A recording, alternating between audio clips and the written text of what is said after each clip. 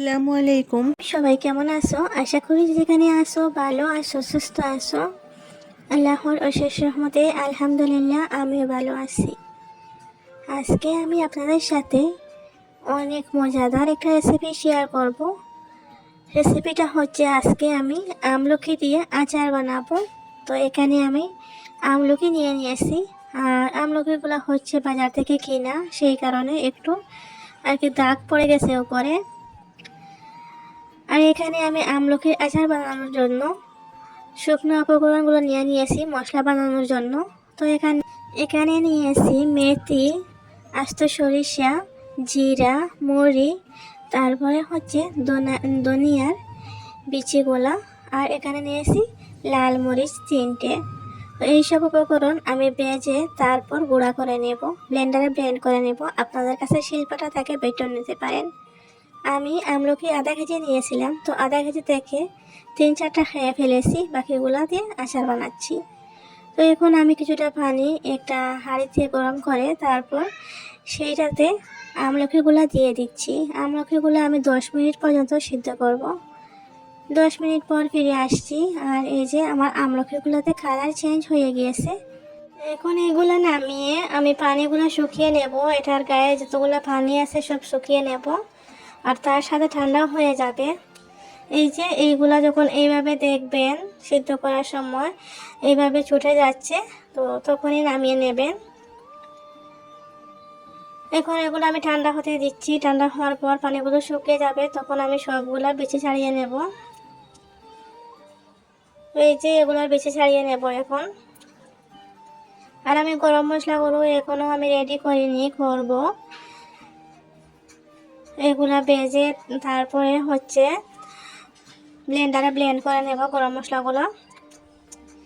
আর এই আমলকির আচারটা অনেক উপকারী একটা আচার। আমলকি এমনিতেই অনেক আর কি অনেক ভালো হয় খেলে। তার উপরে এখন যে শীতের দিন, সর্দি কাশি ঠান্ডা লেগেই থাকে।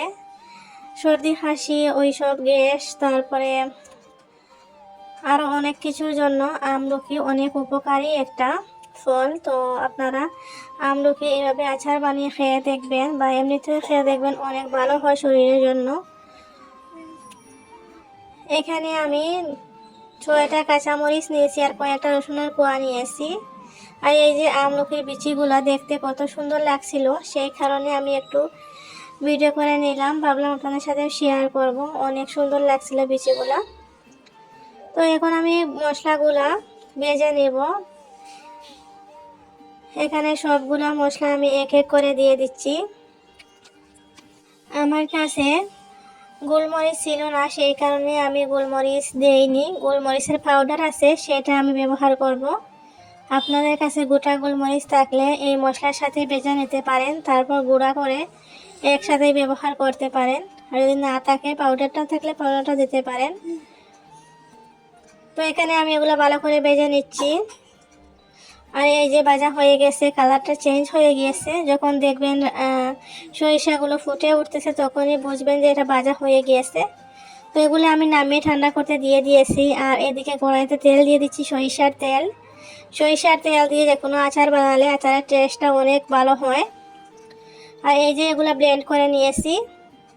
কাঁচামরিচ আর রসুনের কোয়াগুলো আপনারা না দিলেও হবে, আমি দিচ্ছি কারণ আমার কাছে আচারের মাঝে একটু জাল হলে খেতে ভালো লাগে, সেই কারণে দিয়েছি। আর রসুনের কোয়াগুলো দিলে টেস্টটা আরও একটু অন্যরকম লাগে খেতে। আপনারা না চাইলে নাও দিতে পারেন। তো আমি তেল গরম হওয়ার পরে আমলকি আর রসুন একসাথে দিয়ে কিছু সময় নাড়াচাড়া করে ঢাকনাতে ঢেকে রেখে দিয়েছি। আর এই যে কাঁচামরিচগুলো আমি একটু আর কি এইভাবে চাকু দিয়ে ছিঁড়ে নিচ্ছি। তো এখন আবার কাঁচামরিচগুলো দিয়ে দিলাম।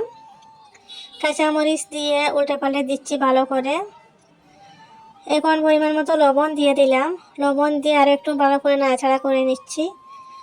আর এখানে আমি 2 চামচ চিনি দিয়ে দিয়েছি। 2 চামচ চিনি, আধা কাপের মতো হয়েছে। আধা কাপের মতো চিনি দিয়েছি, দিয়ে ভালো করে নাড়াচাড়া করে নিচ্ছি। আমি সবগুলো উপকরণ দিয়ে এক একবারে দিয়ে আর এক একবার ভালো করে নাড়াচাড়া করে নেব, যাতে সবগুলো উপকরণ আমলার ভিতরে ঢুকে ভালো করে। আর এখানে আমি হিং দিয়েছি কিছু একটু। তারপরে এই যে গোলমরিচের পাউডার দিয়ে দিলাম।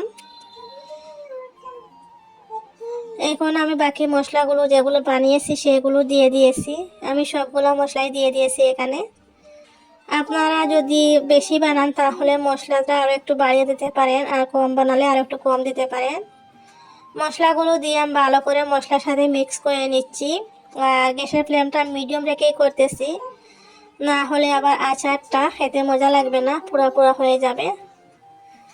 তো একদম ভালো করে মিক্স করতেছি। 2 থেকে 3 মিনিট পর্যন্ত আমি এইভাবে চামচ দিয়ে নাড়াচাড়া করে নিয়েছিলাম। আর আমলাটাও আপনাদেরকে দেখেছি কতটা সিদ্ধ হয়েছে, একেবারে সুন্দরভাবে সিদ্ধ হয়ে গিয়েছে। তো আমি 2-3 মিনিট পর্যন্ত ভালো করে নাড়াচাড়া করে নিয়েছি। সবটা আপনাদের সাথে শেয়ার করলে ভিডিও বেশি লম্বা হয়ে যাবে, তাই আমি একটু স্কিপ করে দিয়েছি। আর এই যে আমার আচারটাও রেডি হয়ে গেছে। এখন আমি একটা প্লেটে সার্ভ করে নিচ্ছি। আপনারা হয়তো দেখে বুঝতে পারতেছেন কতটা লোভনীয় হয়েছে আচারটা। সত্যি অনেক মজা হয়েছিল। আর এই আচারটা রোদে দেওয়ার ঝামেলা ছাড়াই, রোদে দেওয়া লাগবে না, এমনিতেই আপনারা অনেক দিন খেতে পারবেন, খারাপ হয় না। আমি এই আচার আগে একবারও বানিয়েছিলাম, আজ থেকে 2 বছর আগে, তখনই অনেক মজা হয়েছিল। তো এই আচার আমার ছেলের অনেক বেশি পছন্দ হয়েছে, কারণ আমি এটা বানানোর পর খেয়ে তারপরে ভয়েস দিচ্ছি। এখন আমি একটা জারে নিয়ে নিচ্ছি আচারগুলো। ঠান্ডা হওয়ার পরে জারে নিয়ে তারপরে এখানে আমি ভিনেগার দিয়ে দিচ্ছি। এই যে এই চামচতে 2টা চামচ ভিনেগার দিয়েছি।